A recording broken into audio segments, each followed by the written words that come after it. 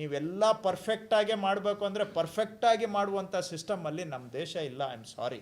ನಾವು ಈಗ ಕೊಡ್ತಾ ಇರುವ ಯಾವುದಾದ್ರೂ ನಾನೀಗ ಹಕ್ಕುಪತ್ರ ಕೊಟ್ಟರೂ ಕೂಡ ಎಲ್ಲ ನಾನು ಪರ್ಫೆಕ್ಟಾಗಿ ಮಾಡಬೇಕು ಅಂತ ಹೇಳಿದ್ರೆ ನಮ್ಮ ಸಿಸ್ಟಮ್ ಅಷ್ಟು ಪರ್ಫೆಕ್ಟ್ ಇಲ್ಲ. ನಮ್ಮ ಸೊಸೈಟಿನೂ not so perfect. Signed by digitally signed by tahsildar ಅಂತ ಇರುತ್ತೆ. ಅದರಲ್ಲಿ ತಂದಾಗ ಎಲ್ಲ ಸುಮಾರು ಜನ ವಿರೋಧ ಮಾಡಿದರು. ಆಯಿತು, ಈಗ ಗೌರ್ಮೆಂಟಲ್ಲಿ ಒಬ್ಬ ವಿಲೇಜ್ ಅಕೌಂಟೆಂಟಿಂದ ಮಿನಿಸ್ಟ್ರ್ ಮಧ್ಯೆ ಏನೇ ಕರೆಸ್ಪಾಂಡೆನ್ಸ್ ಆದರೂ ಕೂಡ ಇವೆಲ್ಲವೂ ಆನ್ಲೈನಲ್ಲಿ ಇರಬೇಕು.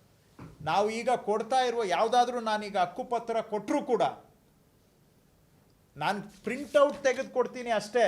ಬಟ್ ಆ ಪ್ರಿಂಟೌಟ್ ಆ್ಯಕ್ಚುಲಿ ಸುಮ್ಮನೆ ಪ್ರಿಂಟೌಟ್ ಅಷ್ಟೇ ಅದು. ಬಿಕಾಸ್ ನನ್ನ ಹಕ್ಕುಪತ್ರ ಎಲ್ಲ ಡಿಜಿಟಲ್ ಇದೆ. ಅಲ್ಲಿ ಸೈನ್ ನೋಡಿದರೂ ಕೂಡ ತಹಶೀಲ್ದಾರ್ ಅವರು ಹಿಂಗೆ ಹಾಕಿರಲ್ಲ. Signed by digitally signed by tahsildar ಅಂತ ಇರುತ್ತೆ ಅದರಲ್ಲಿ. ಸೊ ನಂದು ಎಲ್ಲ ಮೂಲ ಕಡತ ಡಿಜಿಟಲ್ ಫಾರ್ಮ್ಯಾಟಲ್ಲಿ ಮಾತ್ರ. ಈಗ ನೋ ಪೇಪರ್ ಸುಮ್ಮನೆ ನಿಮ್ಮ ಸಮಾಧಾನಕ್ಕೆ, ಯಾಕಂದರೆ ಜನಕ್ಕೆ ಪೇಪರ್ ಇದ್ರೇ ಭರವಸೆ ಕೈಯಲ್ಲಿ.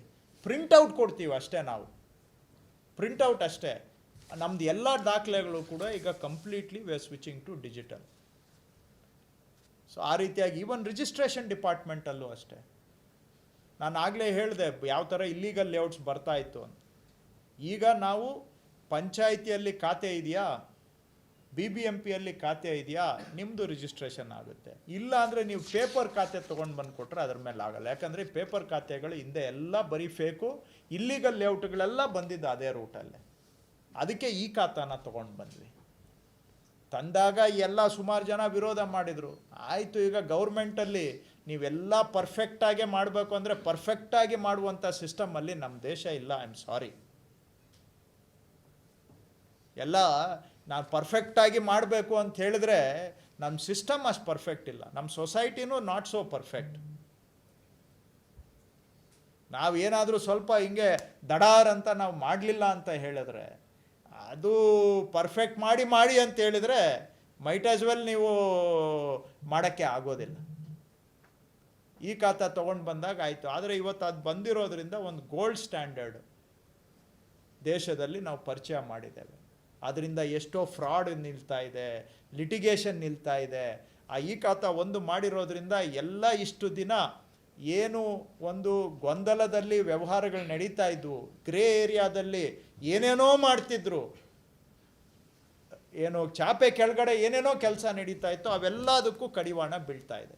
ಅದೆಲ್ಲ ಪ್ರಾಬ್ಲಮ್ ಆಗ್ಬೋದು. ಈಗ ಉದಾಹರಣೆಗೆ ನನಗೆ ಬರೋದಿಲ್ಲ ಜನ, ಆದರೆ ಇದೆಲ್ಲ ನಂದು ಅಂತ ತಿಳ್ಕೊಳ್ತಾರೆ. ಈಗೇನೋ ಬೆಂಗಳೂರಲ್ಲಿ ಒಂದು ಸೈಟ್ ಇದೆ, ನಂದು ಬೈಫರ್ಕೇಷನ್ ಆಗ್ತಾ ಇಲ್ಲ, ಇವ್ರು ಬಂದ್ಬಿಟ್ಟು ಏನೋ ಮಾಡಿಬಿಟ್ಟಿದ್ದಾರೆ. ಮೊದಲೆಲ್ಲ ಬೈಫರ್ಕೇಷನ್ ಮಾಡೋದ್ರ ಬಗ್ಗೆ ಕಾನೂನಿದೆ. ಅದು ನಾನೇನು ಮಾಡಿದ ಕಾನೂನಲ್ಲ, ಕಾಲದಿಂದ ಇದೆ. ಯಾರು ಮಾಡಬೇಕು, ಹೆಂಗೆ ಮಾಡಬೇಕು ಅಂತ ಇದೆ. ಪ್ಲಾನಿಂಗ್ ಅಥಾರಿಟಿದ ಅಪ್ರೂವಲ್ ತೊಗೊಂಡು ಮಾಡಬೇಕು ಅಂತ ಇದೆ. ಆದರೆ ಇಷ್ಟು ದಿನ ಅವೆಲ್ಲ ಕಣ್ಮುಚ್ಕೊಂಡು ವ್ಯವಹಾರ ನಡೀತಾ ಇತ್ತು. ಸೈಟ್ ಬೈಫರ್ಕೇಷನ್ ಮಾಡೋದಕ್ಕೆ ಅದರ ಹೆಸರಿನಲ್ಲಿ ಇಷ್ಟು ದಿನ ಎಷ್ಟೋ ಜನ ಲೇಔಟ್ಗಳೇ ಮಾಡ್ತಾಯಿದ್ರು. ಅದಕ್ಕೆಲ್ಲ ಈಗ ಕಡಿವಾಣ ಬಿದ್ದಿದೆ. ಆಯಿತು, ಸಮಸ್ಯೆ ಆಗ್ಬೋದು ತಾತ್ಕಾಲಿಕವಾಗಿ, ಸ್ವಲ್ಪ ಅದಕ್ಕೆ ನಾವು ಪರಿಹಾರ ಕೊಡುವಂಥದ್ದು ಮಾಡ್ಬೋದು. ಆದರೆ ಅದು ಮಾಡಿದ್ರಿಂದ ಇವತ್ತು ಎಷ್ಟೋ ಇವೆಲ್ಲ ಸ್ಟ್ರೀಮ್ಲೈನ್ ಆಗ್ತಾ ಇದೆ, ಮಾಲೀಕತ್ವಕ್ಕೆ ಸ್ಪಷ್ಟತೆ ಬರ್ತಾ ಇದೆ. ನಾವು ಈಗ ಎಷ್ಟೋ ನಮ್ಮ ರಾಜ್ಯದಲ್ಲಿ ಈ ತಾಂಡಗಳು, ಹಟ್ಟಿಗಳು ಇಂಥವೆಲ್ಲ ಸುಮಾರು ವರ್ಷ, ದಶಕಗಳಿಂದ, ಶತಮಾನಗಳಿಂದ ಇದ್ದಾವೆ. ಅವ್ರಿಗೆ ಈಗ ಹಕ್ಕುಪತ್ರ ಕೊಡುವಂಥ ಕೆಲಸನೂ ಮಾಡ್ತಾ ಇದ್ದೀವಿ ನಾವು. ಅವುಗಳನ್ನ ಕಂದಾಯ ಗ್ರಾಮವನ್ನಾಗಿ, ಇಷ್ಟು ದಿನ ದಾಖಲೆ ರಹಿತ ವಸತಿ ಪ್ರದೇಶಗಳಾಗಿದ್ವು ಅವುಗಳಿಗೆ ಈಗ ದಾಖಲೆ ಮಾಡಿ ಅದನ್ನು ಕಂದಾಯ ಗ್ರಾಮ ಅಂತ ಘೋಷಣೆ ಮಾಡಿ ಅವ್ರಿಗೆ ನಾವು ಹಕ್ಕುಪತ್ರ ಕೊಡ್ತಾ ಇದ್ದೀವಿ. ಅದನ್ನು ಕೂಡ ಡಿಜಿಟಲ್ ಆಗಿ ಮಾಡ್ತಾ ಇದ್ದೇವೆ. ಬರೀ ಹಕ್ಕುಪತ್ರ ಕೊಡೋದಷ್ಟೇ ಅಲ್ಲ, ಅವ್ರಿಗೆ ನಾವು ರಿಜಿಸ್ಟ್ರ್ ಮಾಡಿಕೊಡ್ತಾ ಇದ್ದೀವಿ. ಸರ್ಕಾರದ ಕಡೆಯಿಂದ ರಿಜಿಸ್ಟ್ರ್ ಮಾಡಿ ಪಂಚಾಯಿತಿಯಲ್ಲಿ ಅವ್ರಿಗೆ ಖಾತೆ ಕ್ರಿಯೇಟ್ ಮಾಡಿನೂ ಕೂಡ ಕೊಡ್ತಾ ಇದ್ದೀವಿ. ಈ ಥರ ಮಾಡೋ ಕೆಲಸ ಪಕ್ಕಾ ಇರಬೇಕು ಅಂತ ಕೆಲವು ಉದಾಹರಣೆಗಳು ಹೇಳ್ತಾ ಹೋದರೆ ಇನ್ನೂ ಈ ಥರ ನಾನು ಇನ್ನೂ ಡೀಟೇಲಾಗಿ ಹೋಗ್ಬೋದು. ನಮ್ಮ ಸಬ್ಜೆಕ್ಟು ನಾವು ಎಷ್ಟು ಬೇಕಾದರೂ ಹೇಳ್ಬೋದು. ಅದು ಬೇರೆಯವ್ರಿಗೆ ಎಷ್ಟು ಮಟ್ಟಿಗೆ ರುಚಿ ಇರುತ್ತೆ ಅನ್ನುವಂಥದ್ದು ಬೇರೆ.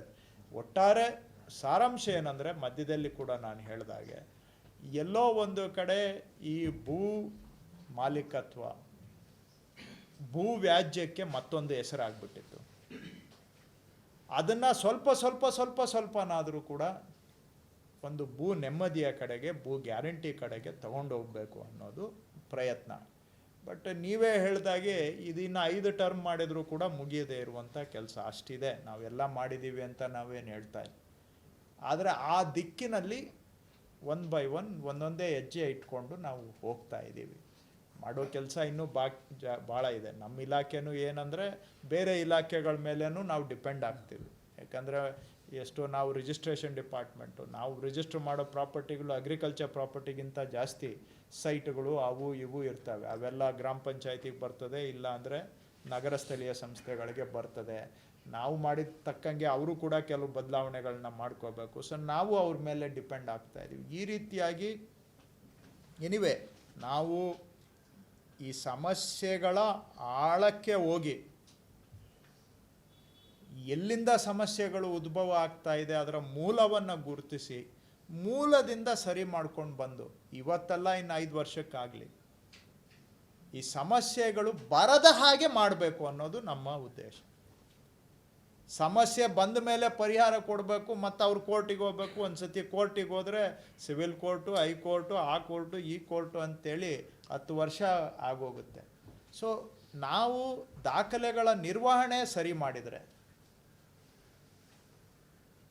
ಪ್ರಾಪರ್ಟಿ ಹುಟ್ಟುವಂಥದ್ದು ಉಗಮ, ಕ್ರಿಯೇಷನ್ ಆಫ್ ಎ ಪ್ರಾಪರ್ಟಿ ಅದು ಸ್ಟ್ರೀಮ್ಲೈನ್ ಆಗಿಬಿಟ್ರೆ ಈ ಗೊಂದಲಗಳು ಸುಮಾರು ಕಡಿಮೆ ಆಗುತ್ತೆ. ಸೊ ಅಲ್ಲಿಂದ ನಾವು ಈಗ ಇದನ್ನು ಮಾಡಿಕೊಂಡು ಬರ್ತಾ ಇದ್ದೇವೆ. ನಾನು ಇಷ್ಟೊತ್ತು ಏನು ಮಾತಾಡಿದೆ ಇವೆಲ್ಲದಕ್ಕೂ ಕೂಡ ಒಂದಕ್ಕೊಂದು ಲಿಂಕ್ ಇದೆ. ಇನ್ನು ಮಾತಾಡದೇ ಇರೋದು ಇದಕ್ಕೆ 3 ಪಟ್ಟಿದೆ. ಬಟ್ ಒಂದಕ್ಕೊಂದು ಎಲ್ಲ ಲಿಂಕ್ಡ್ ಇದೆ. ಎಲ್ಲದೂ ಸಾರಾಂಶ ಏನಪ್ಪ, ನಮ್ಮ ಉದ್ದೇಶ ಏನಪ್ಪ ಅಂದರೆ ಎಲ್ಲೋ ಒಂದು ಕಡೆ ಭೂ ವ್ಯಾಜ್ಯ ಕಡಿಮೆ ಆಗಬೇಕು, ಭೂ ಗ್ಯಾರಂಟಿ ಜನಗಳಿಗೆ ಸಿಗಬೇಕು. ಆ ದಿಕ್ಕಿನಲ್ಲಿ ಪ್ರಯತ್ನ ಮಾಡ್ತಾ ಇದ್ದೇವೆ. ಸೊ ಇದು ನಿರಂತರ ಎಷ್ಟು ಮಾಡಿದರೂ ಸಾಲಲ್ಲ. ಇನ್ನೂ ನಮಗೆ ಮಾಡಿದ್ದೀವಿ ಅಂತ ಒಂದೊಂದು ಸತಿ ಸ್ವಲ್ಪ ಮಾಡಿದ್ದೀವಿ ಅಂತ ಅನಿಸುತ್ತೆ. ಆದರೆ ಅದು ಒಂದು ಸೆಕೆಂಡ್ ಹಂಗೆ ಅನಿಸಿದರೆ ಇನ್ನು 5 ಬಾರಿ ಅನಿಸುತ್ತೆ ಇಷ್ಟೆಲ್ಲ ಮಾಡಬೇಕಾಗಿತ್ತು, ಇನ್ನೂ ಮಾಡೋಕ್ಕಾಗಿಲ್ವಲ್ಲ, ಇನ್ನು ಯಾವಾಗ ಮಾಡೋದು ಇದನ್ನೆಲ್ಲ. ಯಾಕಂದರೆ ಇದು ಥ್ರೆಡ್ ಮಿಲ್ ಮೇಲೆ ಇದ್ದಂಗೆ ಸಾರ್ವಜನಿಕ ಜೀವನ. ನೀವು ಮುಂದೆ ಹೋಗ್ಬೇಕಂದ್ರೆ ಇನ್ನೂ ಫಾಸ್ಟಾಗಿ ಓಡಬೇಕು. ಇಲ್ಲ ಅಂದರೆ ಅದು ಒಂಥರ ನೀವು ಅದೇ ಸ್ಪೀಡಲ್ಲಿ ಓದಿದ್ರೆ ಅಲ್ಲಿಗೆ ನಿಂತಲ್ಲೇ ನಿಂತಿದ್ದೀರಿ ಅಂತ ಅರ್ಥ. ಸೊ ಸಮಸ್ಯೆಗಳಿಗಿಂತ ವೇಗವಾಗಿ ನಾವು ಓಡಿದರೆ ಮಾತ್ರ ಪ್ರಗತಿ ಮಾಡಲಿಕ್ಕೆ ಸಾಧ್ಯ. ಸೊ ಹಾಗಾಗಿ ಮಾಡೋದು ಇನ್ನೂ ಭಾಳ ಇದೆ. ಬಟ್ ಏನಂದರೆ ನಮ್ಮ ಗೋಪಿಯವರು ಹೇಳ್ದಾಗೆ ನಾವು ಏನೋ ಒಂದು ಆಶಯ ಇಟ್ಕೊಂಡು ಏನಾದರೂ ಮಾಡಬೇಕು ನಮ್ಮ ಸಂದರ್ಭದಲ್ಲಿ ಅಂತ ಒಂದು ಪ್ರಯತ್ನ ಅಂತೂ ಪ್ರಾಮಾಣಿಕವಾಗಿ ಮಾಡ್ತಾ ಇದ್ದೇವೆ, ಅಷ್ಟೇ ಹೇಳ್ಬೋದು.